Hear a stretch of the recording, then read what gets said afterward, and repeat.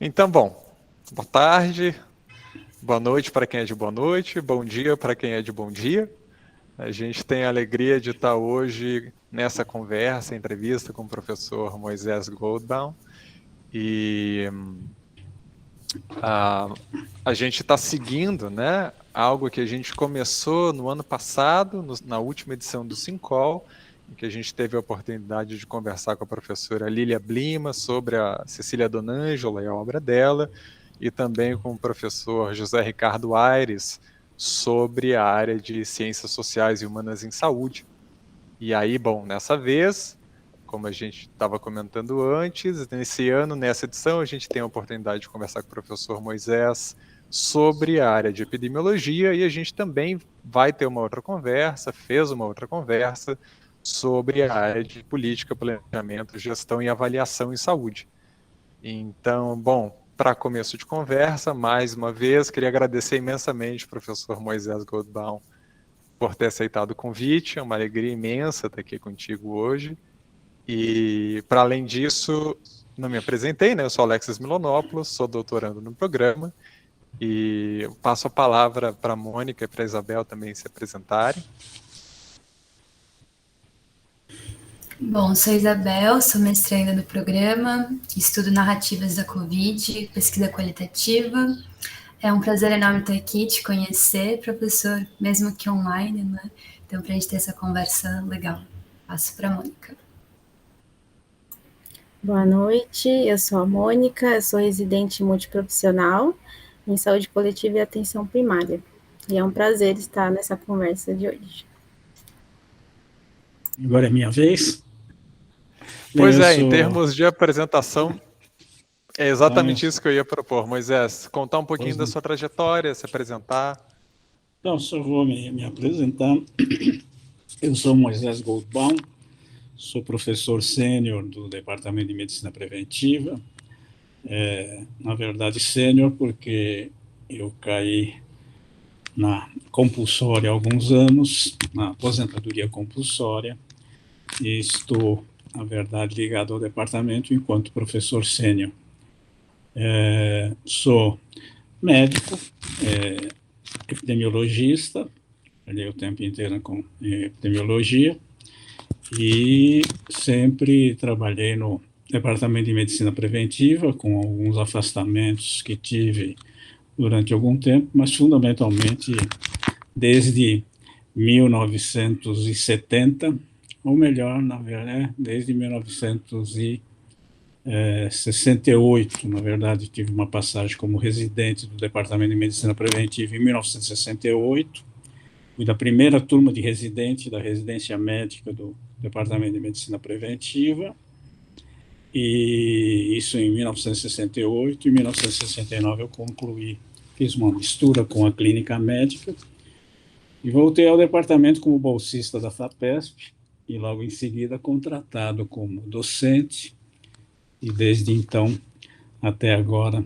docente do Departamento de Medicina Preventiva, onde eu fiz o mestrado e o doutorado também, sobre orientação do professor Guilherme Rodrigues da Silva, o mestrado, e o doutorado sob a orientação do professor Vanderlei Nogueira da Silva. Ótimo, professor. E já pegando um gancho, né, que você falou que está desde 68 no departamento, queria perguntar como se desenvolve a área da epidemiologia dentro do nosso departamento, como se desenvolveu e como se desenvolve hoje, né? Então, essa é uma história longa, né? Veja que eu entrei, o Departamento de Medicina Preventiva foi criado em 1967, com a vinda do professor Guilherme Rodrigues da Silva, que ganhou o concurso, que era um eminente epidemiologista.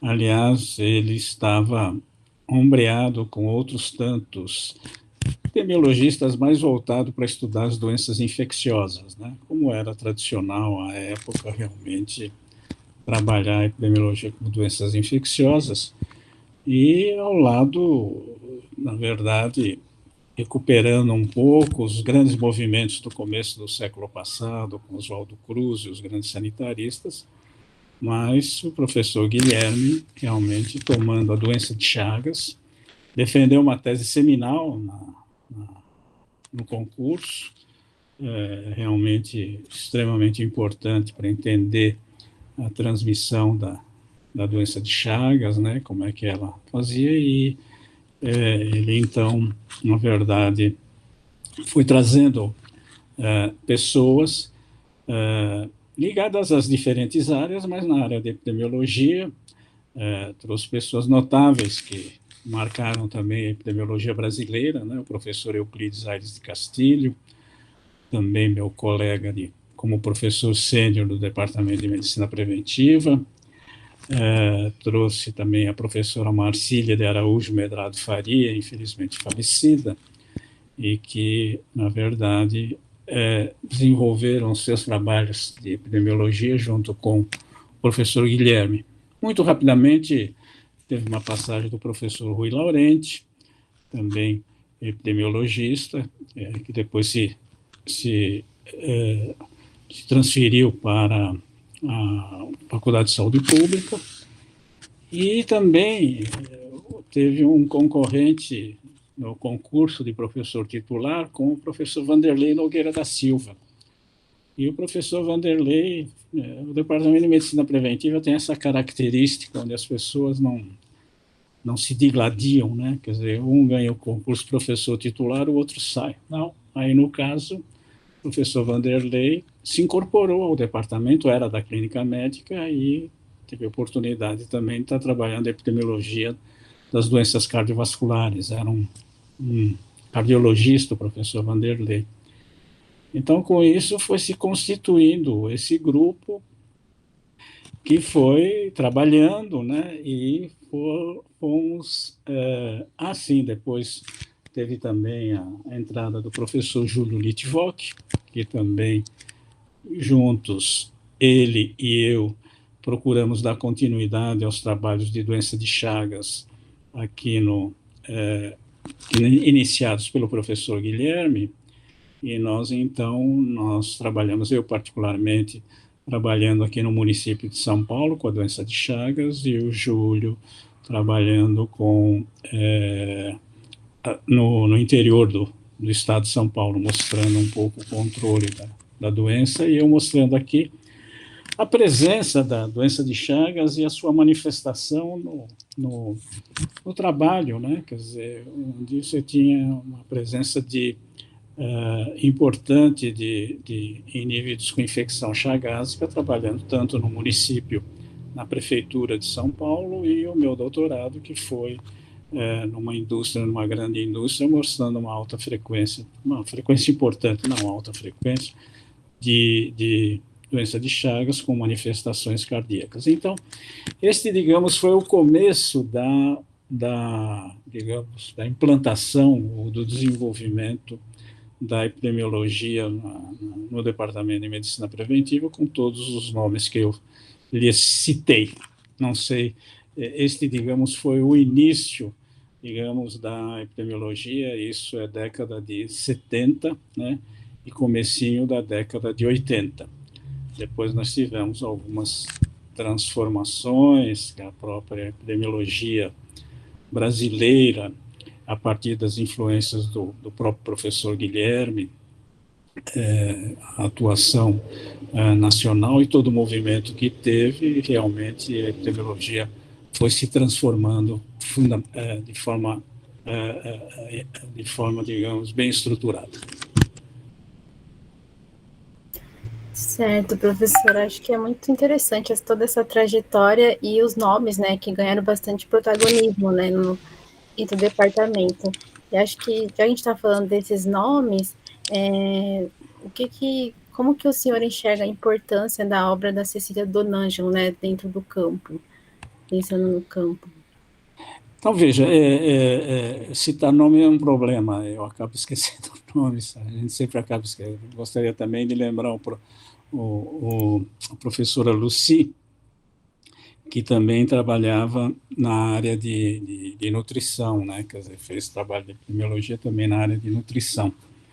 Então, eu tenho a impressão que não devo ter esquecido mais ninguém. No caso da professora Cecília Donangelo, em relação à epidemiologia, Ela não necessariamente lidava com epidemiologia, mas o trabalho dela, no sentido de entender digamos, a sociedade brasileira com os instrumentos das ciências humanas e sociais, ela, digamos, era uma leitura, a gente acompanhava as leituras, as próprias disciplinas oferecidas, e, de certa forma, isso nos foi moldando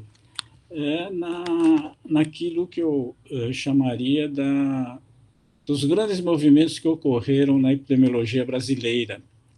Então, tanto nós, no âmbito do departamento, quanto fora do departamento, tivemos uma forte influência da área de ciências humanas e sociais a partir dos trabalhos da professora Cecília Donange. Mas não que ela fosse rever a metodologia epidemiológica, as técnicas epidemiológicas, mas serviu, de certa forma, e ela morreu precocemente, né? Quer dizer, ela morreu em 83, então, quando todo o movimento estava se revigorando se revendo e revigorando do ponto de vista da epidemiologia, a professora Cecília, lamentavelmente, faleceu num acidente automobilístico, e que, então, certamente ela teria uma participação importante em todos os movimentos que ocorreram na década de 80, na constituição e no aprimoramento da epidemiologia brasileira. Não sei se respondi à sua questão em relação à professora Cecília, mas eu entendo isso, eu entendo que ela teria uma influência muito grande em todos os movimentos que ocorreram na redefinição dos movimentos epidemiológicos no Brasil, e aí muito capitaneados pela Abrasco, Associação Brasileira de Saúde Coletiva, à época, a Associação Brasileira de Pós-Graduação em Saúde Coletiva. Então, foi lamentável esse desaparecimento precoce dela, né? Muito jovem ainda, com um potencial realmente muito grande, e que, para a área de ciências humanas e sociais dentro da saúde coletiva, né, ela realmente tem uma presença super marcada. Certamente a professora Lília deve ter dado muito mais, com muito mais precisão, essa influência da professora Cecília.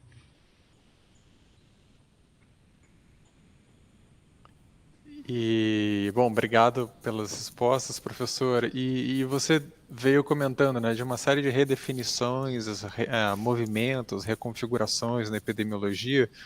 E uma pergunta que a gente poderia fazer, seguindo nessa toada, é como que você vê a epidemiologia dentro do programa de pós-graduação hoje, inclusive seja nas porosidades da pós-graduação, com um âmbito que não só o acadêmico, mas também ao próprio lugar ao qual a epidemiologia foi alçada hoje, né, em termos de todos os debates acerca da pandemia e etc. Então, veja,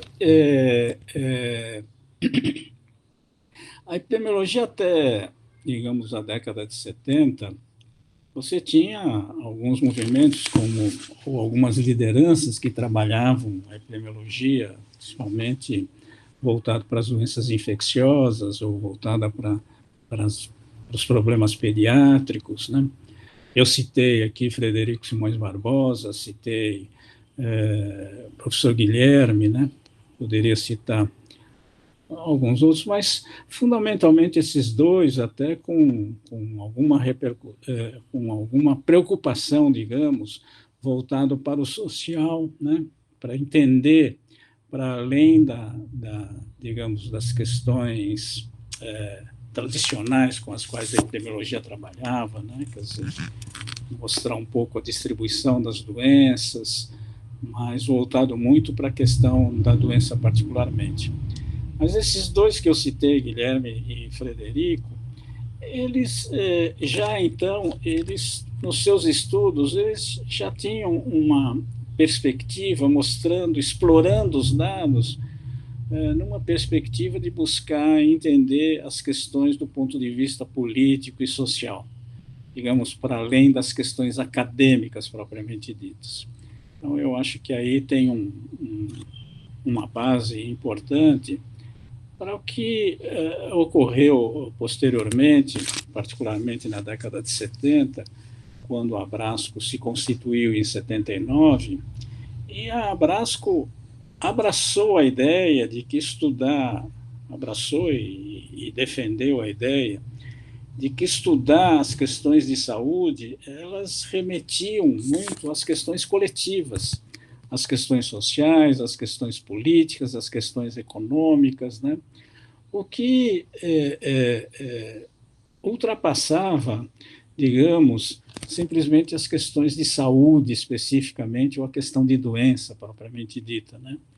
Tanto que, posteriormente, se voltou a falar no processo saúde e doença, se introduziu a questão da saúde como uma questão importante.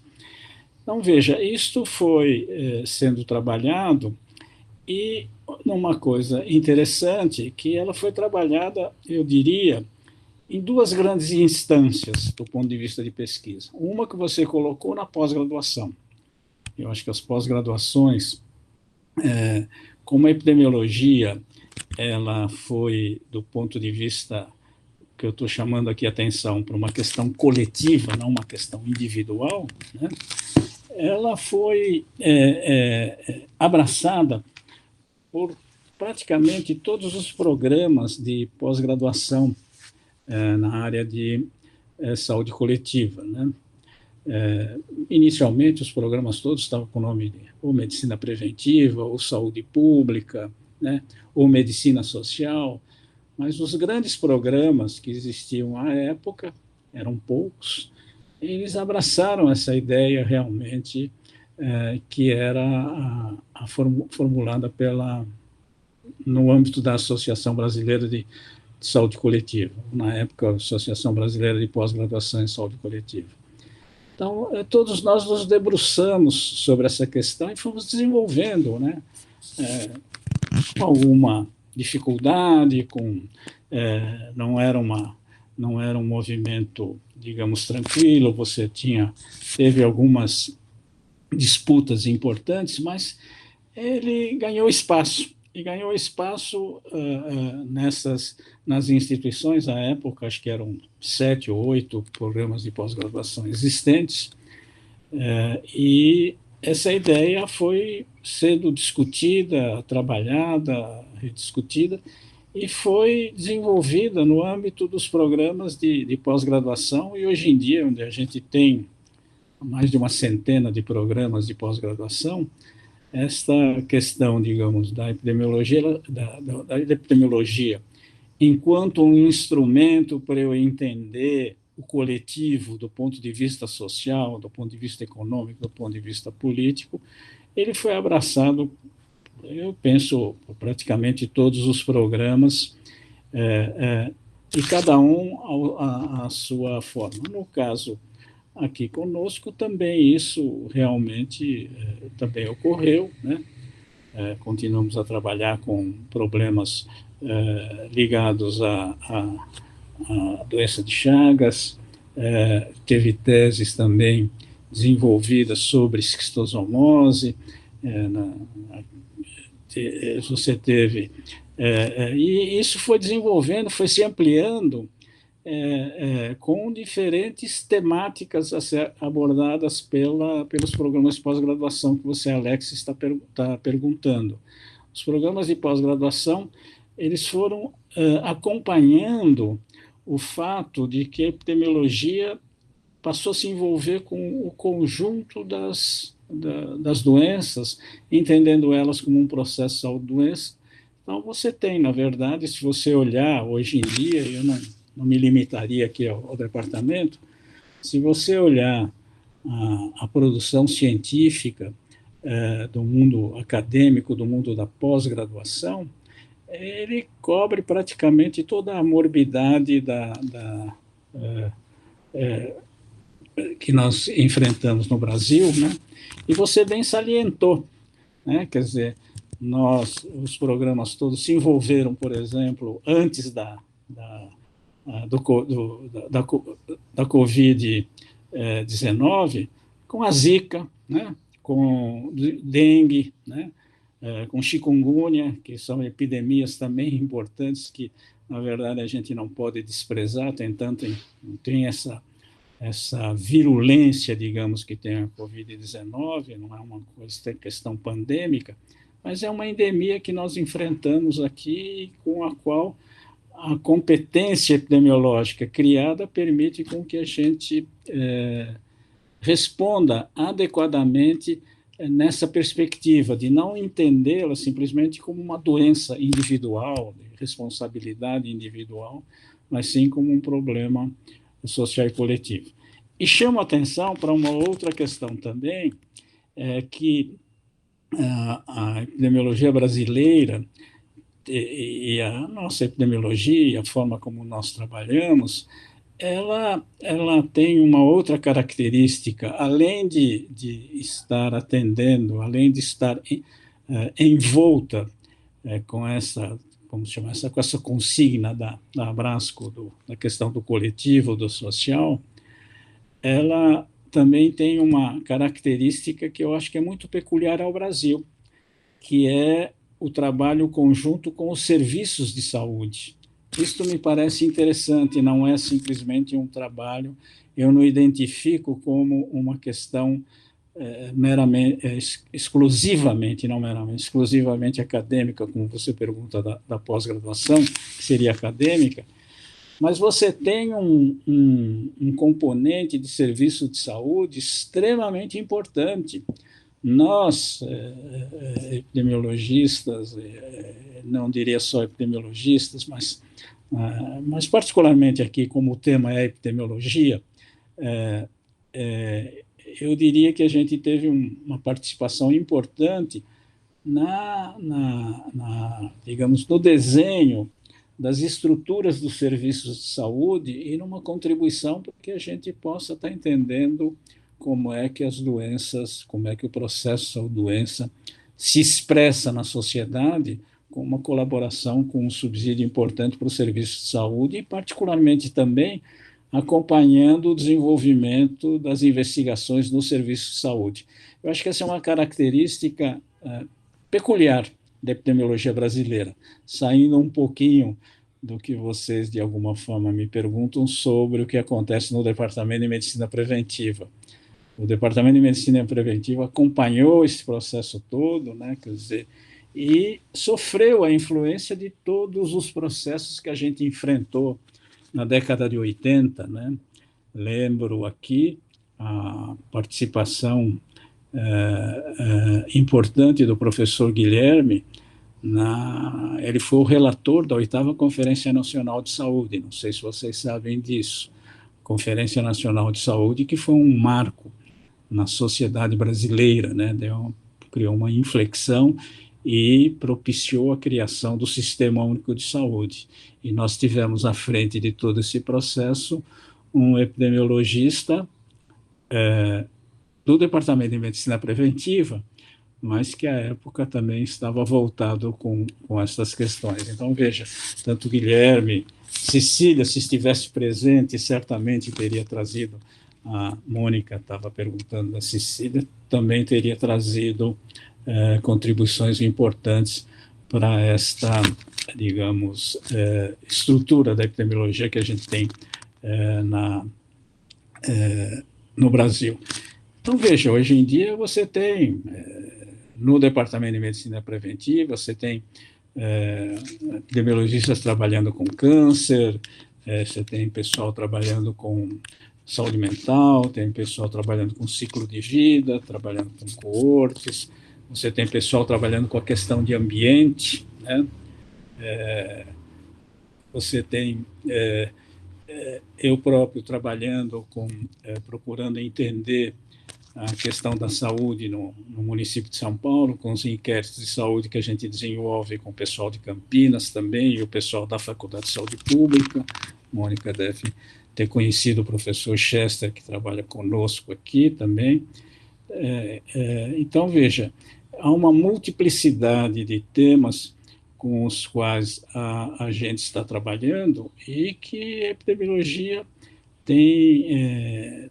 a gente tem acompanhado dentro, óbvio, da limitação que temos de docentes. Nós não temos um universo de docentes, mas trabalhando com os temas os mais variados, né?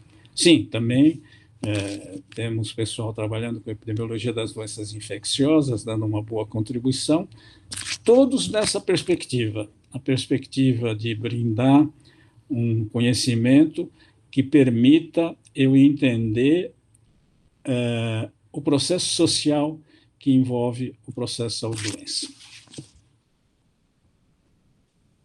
Nossa, professor, já foi uma aula, já sanou muito das minhas curiosidades, sobretudo da Brasco, da importância social coletiva, né, de pensar a epidemiologia. E você falou brevemente, né, sobre os serviços as informações, né, em saúde, como articular isso dentro da academia e para fora, né? Como você observa essa importância, né, de informação em saúde, como articular isso com a sociedade fora, né? Desculpa, não entendi muito a sua questão, Isabel. Sobre, dentro da epidemiologia, como que a gente produz informação, produz conhecimento em saúde, né? Principalmente agora, se a gente pensa na pandemia, como você pensa da epidemiologia nesse lugar de divulgar informação em saúde? Para divulgar essas informações. Sim, veja, eu acho que a Covid-19, infelizmente, tivemos que viver esse problema, mas ela acabou, na verdade, resgatando, ou melhor, valorizando a epidemiologia, né? Quer dizer, para entender o que ocorre. Então, houve uma comunidade epidemiológica. Aliás, só fazendo um parênteses, né? Antigamente, nós epidemiologistas não somos tão valorizados, não éramos tão valorizados enquanto profissionais, seja do ponto de vista social, seja do ponto de vista financeiro, seja, enfim, não dá para competir com os colegas de outras áreas. Mas, veja, eu acho que a Covid é um bom exemplo do que você está me indagando, onde houve milhares de trabalhos feitos, houve a comunidade científica, e particularmente a comunidade epidemiológica, e todo mundo se sente epidemiologista hoje em dia, né? Quer dizer, na Copa do Mundo, todo mundo é técnico de futebol. Agora com a Covid, todo mundo é epidemiologista. Mas o que eu estou trabalhando com vocês aqui é a epidemiologia na qual eu acredito. E se publicou, se debruçou sobre essa questão de tal forma, e acompanhando e divulgando rapidamente os dados, os inquéritos sorológicos, toda a questão quer dizer, a questão da mortalidade, a distribuição da mortalidade, a mostrar o comportamento da Covid segundo critérios de moradia, segundo critérios socioeconômicos. Você tem uma divulgação desses dados, e é interessante que, como a epidemiologia ganhou espaço com a Covid, a própria mídia, os meios de divulgação, a todo momento estavam recorrendo aos conhecimentos epidemiológicos, né? Onde, então, os espaços foram ocupados por epidemiologistas e infectologistas, mas, no nosso caso aqui, epidemiologistas, que desenvolveram trabalhos extremamente importantes para acompanhar a dinâmica da doença, né, da pandemia aqui no Brasil, realmente, e, obviamente, também procurando traduzir o que estava acontecendo no restante do mundo, né? A própria introdução da vacina, né, teve o envolvimento dos epidemiologistas, que também se mostraram também sensíveis às demandas da mídia, às demandas dos meios de publicação, e procuraram traduzir tudo o que estava ocorrendo. Eu acho que isso foi importante. E isso, voltando a dizer da mesma forma, também ela não foi tratada como simplesmente um problema acadêmico, ela foi trabalhada junto com os serviços de saúde.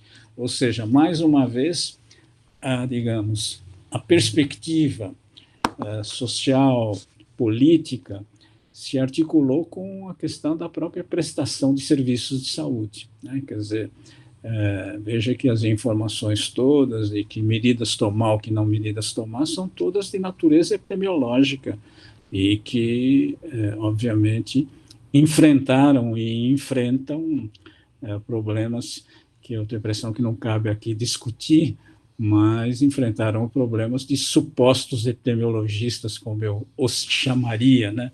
E que abandonaram as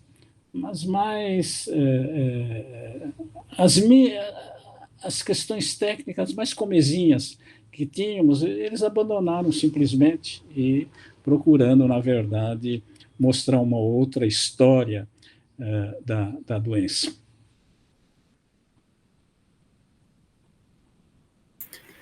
Nossa, é muito interessante, né, de pensar, ainda estamos nessa questão no contexto da pandemia, e fez lembrar de uma questão que, né, a difusão de informações, né, então até pensar na própria comunicação do risco, né, e quanto surgiram diversos atores falando, né, sobre dados epidemiológicos.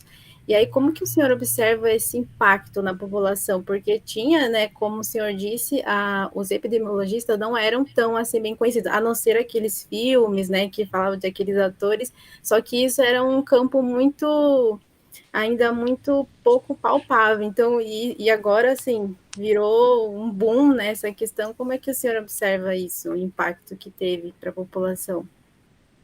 Eu acho que teve um impacto positivo.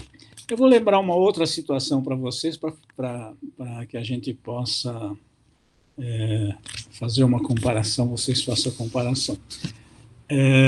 Na década de 70, São Paulo enfrentou, no começo da década de 70, enfrentou uma epidemia de meningite. Não sei se vocês têm conhecimento. Eu acho que, bom, certamente nenhum de vocês tinha nascido à época, e nem imaginavam que estariam aqui sobre a Terra. Mas a epidemia de meningite, ela estava identificada do ponto de vista epidemiológico. Ela foi se espalhando pelo município.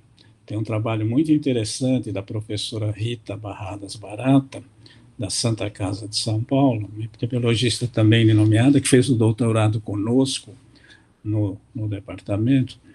Mas na década de 70, teve uma epidemia importante de meningite e que começou pela periferia. Enquanto estava na periferia, os epidemiologistas estavam identificando que isso estava se espalhando. O que aconteceu à época? Bom, a década de 70 também foi uma década com uma experiência que eu espero que vocês não vivam, embora a gente esteja vivendo isso do ponto de, democraticamente, digamos, um certo desmanche da sociedade, mas a década de 70 nós vivíamos no pior período de ferro aqui da ditadura civil-militar que graçou pelo Brasil nessa época. O que aconteceu?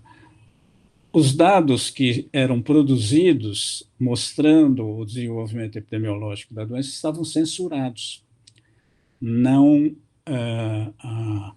os jornais eles não poderiam publicar esses dados e com isso não tinha como divulgar na população. E mesmo as medidas tomadas favoreceram que em 1974 o município estivesse todo coberto por meningite. Foi quando chegou no centro do município. Quando chegou no centro do município, evidentemente, as classes, digamos, mais abastadas, realmente começaram a se preocupar com o problema e daí, então, resolveram-se tomar medidas mais concretas para controlar a epidemia, inclusive trazendo vacina, né, que foi um elemento importante, que foi uma tese da professora Rita de Cássia Barradas Barata aqui no departamento, mostrando como a vacina foi importante para controlar a meningite. Então, veja, você tem dados epidemiológicos que, dependendo da situação, e dados importantes, e que não são dados sofisticados.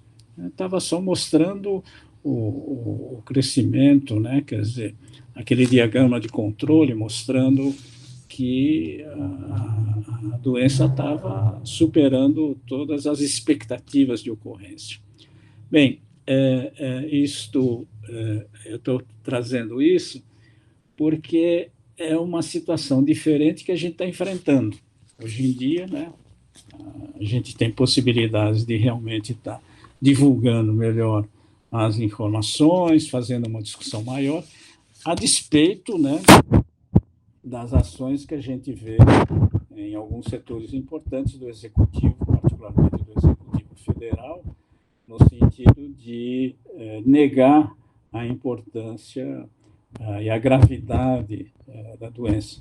Mas a epidemiologia realmente se mostrou na Covid, infelizmente, teve que ocorrer a Covid para que a epidemiologia, hoje em dia, passe a ser reconhecida como um instrumento importante para reconhecer a existência das doenças, para reconhecer formas de intervenção sobre a doença, para mostrar onde que a doença tem mais condições de se desenvolver, né, de se espalhar, né, de realmente estar criando problemas, e isso eu acho que é todo devido a digamos, a um fundamento epidemiológico, né, na medida em que se está divulgando o que são características populacionais e não exclusivamente individuais, né? A pandemia não é culpa das pessoas, né? A pandemia é culpa, se é que podemos falar em culpa, né? Mas é resultado digamos, de vários fatores sociais, econômicos, ambientais, e que a epidemiologia reconhece isso muito bem e hoje está amplamente divulgado, né? Eu tenho a impressão que a população está muito bem informada a respeito do assunto, na medida em que ela pode compreender o que está ocorrendo.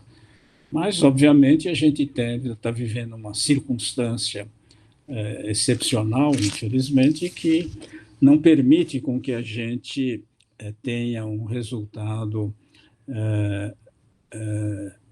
menos, digamos, menos oneroso desse que a gente está tendo aqui, né?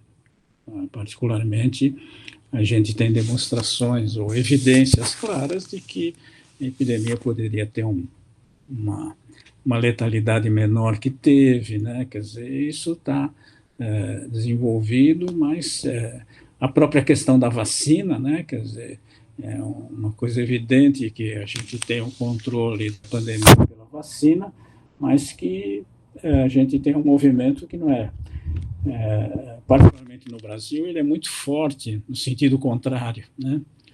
A gente precisaria estudar um pouquinho este movimento contrário para saber como é que a gente o controla. É impossível, mas temos que entendê-lo melhor.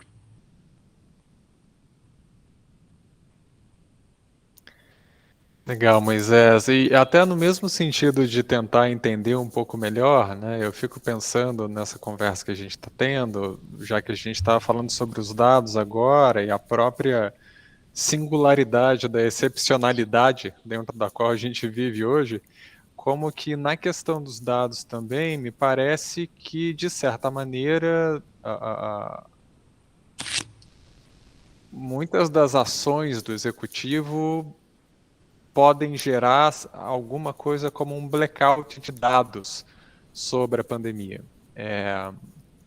E aí, na verdade, a minha pergunta seria mais no sentido de se isso é algo que faz algum sentido, efetivamente, e também na própria medida em que, pensando nas próprias relações diferentes de tratamento de dados. Eu fico pensando, por exemplo, como que ao longo de toda essa trajetória que você veio mostrando para nós, a gente tem uma série de entradas tecnológicas, por exemplo, dentro do campo cosmotécnico da informática, que vão permitir que a gente trabalhe com dados de formas diferentes, né?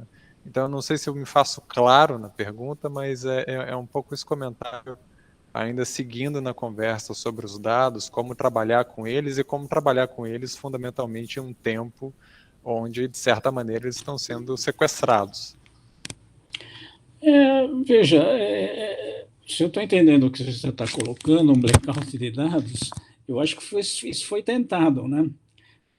Naquilo que as secretarias, sejam municipais ou estaduais, vinham produzindo, houve uma tentativa de ocultar os dados, né? E, de certa forma, a gente teve uma contribuição da mídia que resolveu acompanhar melhor o processo e mostrar o que está ocorrendo, né? Mas eu acho que, do ponto de vista, na medida em que há possibilidades da gente estar fazendo investigações, eu acho que se vem trabalhando, vários grupos estão trabalhando, seja nacionalmente, seja regionalmente, seja em atividades mais restritas municipais, no sentido de produzir dados e produzir conhecimento que nos permita entender a dinâmica da doença, né? Aliás, a dinâmica de todas as doenças entra assim. Então, veja, há uma riqueza realmente de trabalhos feitos tanto nas instituições de pesquisa, nas universidades, houve chamadas, digamos, para fazer estudos sobre Covid. É verdade que a gente está enfrentando um problema sério agora, que é a questão de recursos para ciência e tecnologia, cortes impressionantes que certamente criam problemas, estão criando problemas e criarão problemas para que a gente possa desenvolver de modo adequado a nossa ciência e tecnologia e, no nosso caso aqui, epidemiologia. Mas eu acredito que os epidemiologistas tiverem espaço para trabalhar, e nisso que eu chamei a atenção de uma boa articulação com os serviços de saúde, eu acho que a gente tem todas as condições para estar produzindo dados rápidos, né? Dados fidedignos, para saber o que é que está acontecendo com a pandemia. Eu chamo atenção para os problemas que aí não tem jeito como trabalhar, né? Nessa discussão que tem aqui da mortalidade apontada na Prevent Senior, até onde eu acompanhei, muitos casos foram trabalhados do ponto de vista epidemiológico absolutamente de forma equivocada. Certamente não tinha epidemiologista ali conduzindo esses processos. Então, veja, aquela história de que, passado 15 dias de internação, o indivíduo era removido do setor de Covid, porque não tinha mais Covid e o problema era outro, isto é um equívoco epidemiológico inadmissível. Inadmissível.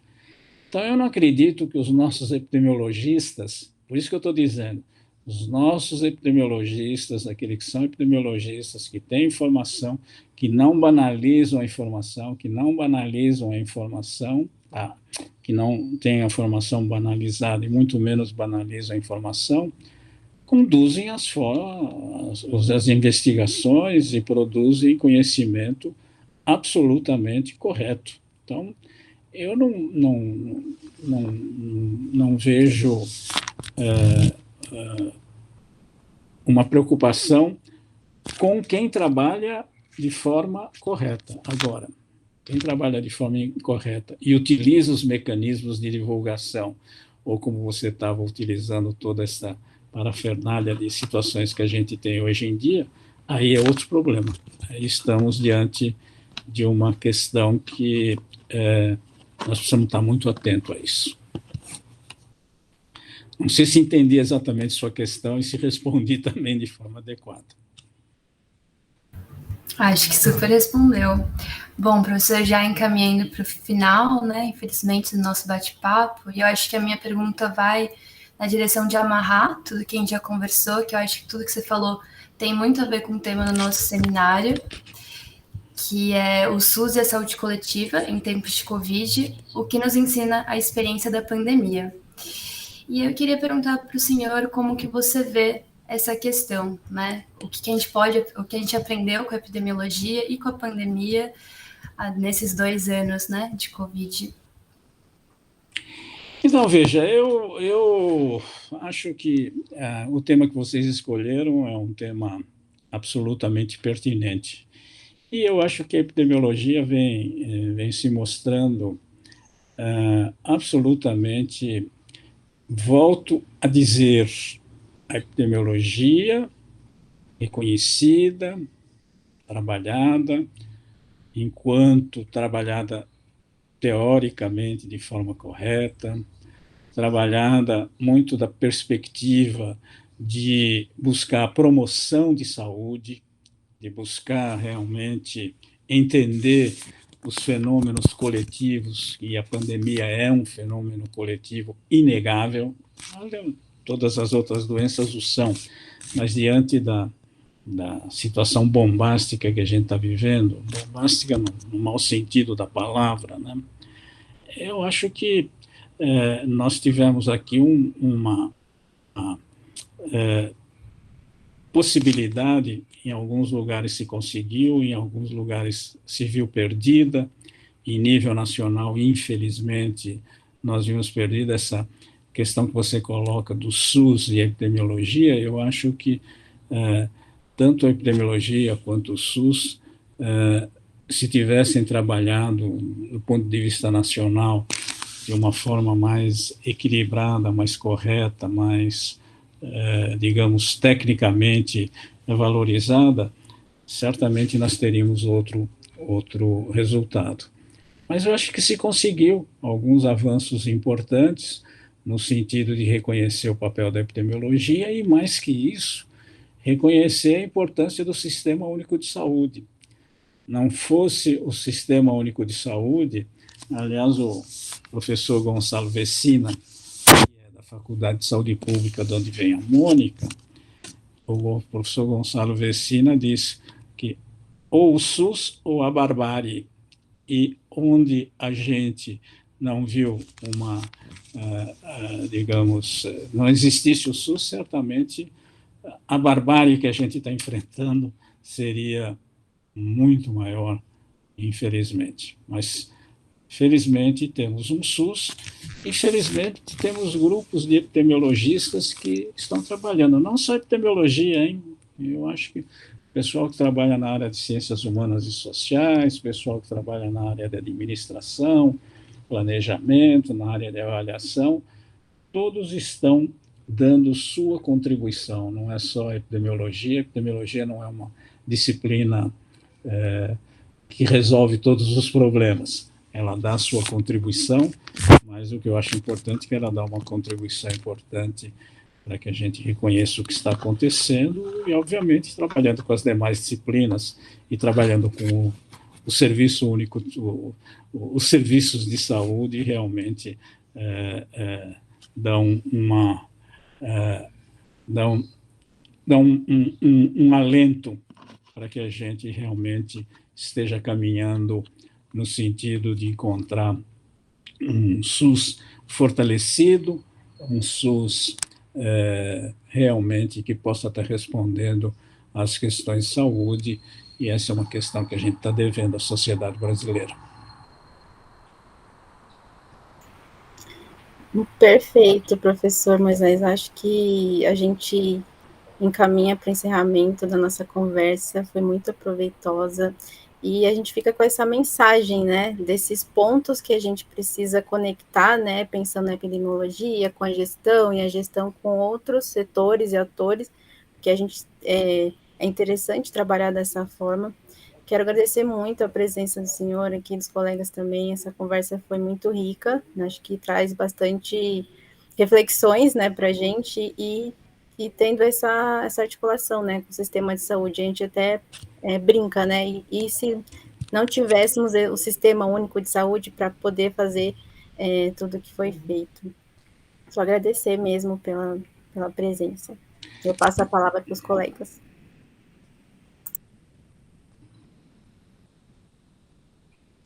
Bom, eu, na verdade, vou só reforçar mais uma vez os agradecimentos. Moisés estava falando de contribuições, no fim das contas, não tem como não dizer que foi um presente gigantesco estar nessa conversa e poder escutar, professor, absolutamente apetitoso e nutritivo. E, enfim, deixo aberto também para algumas palavras finais, caso tu queiras. E também deixo o convite para o Sincol, que vai acontecer agora, dia 6 e 7 de dezembro, só reforçando as datas. E a gente se vê lá. Obrigado mais uma vez. É minha vez de falar ou Isabel vai falar? Minha vez? Não, sou eu quem agradece essa oportunidade. Obviamente, o assunto ao qual vocês estão trabalhando, eles remeteria a gente a ter mais horas de trabalho para que a gente possa entender. Mas eu fico muito feliz, primeiro, de ver vocês jovens tomando um espaço importante para estar produzindo, estar trabalhando questões que possam atender às nossas necessidades de saúde, particularmente da população brasileira. Fico muito feliz, fico vendo que nós, velhos, estamos nos reproduzindo, né? Mas vocês estão com orientadores mais jovens também, que estão mostrando a sua importância, e acho que vocês terão condições aí, estou vendo, na verdade, um grupo multidisciplinar, multiprofissional, né, que é o caminho que a gente está buscando, né, no sentido de entender a complexidade dos problemas que a gente enfrenta. A epidemiologia é um dos campos para que isso venha a ocorrer, mas eu acho que eu fico muito feliz de vê-los trabalhando, de vê-los estar fazendo uma coisa que nunca tive a oportunidade quando pós-graduando e mesmo como participando desses anos todos, de fazer um simpósio dos alunos. Eu acho simplesmente fantástico, quero me parabenizar com vocês. Não é uma tarefa simples, mas é uma tarefa muito importante do ponto de vista de aprendizado, de entender as diversidades, as diferenças, as divergências, todas dentro do campo científico. Isso que eu acho importante. Quero deixar uma saudação para vocês todos, um bom Sincol. Não vou poder estar em todos os momentos do simpósio por questões de compromissos pessoais, embora tenha reservado a data 6 e 7, mas eu tenho alguns compromissos que talvez não me impeçam de acompanhar ele na integralidade. Mas eu prometo que estarei presente dentro do possível, o maior tempo possível, porque eu acho isso extremamente importante e ele é um aprendizado também para nós professores. Ótimo, professor. Eu enfatizo mais uma vez os agradecimentos por disponibilizar o seu tempo online, né? Que a gente sabe que isso atravessou na pandemia, né? A gente se conhece só online e aqui desgasta, mas foi uma conversa muito boa.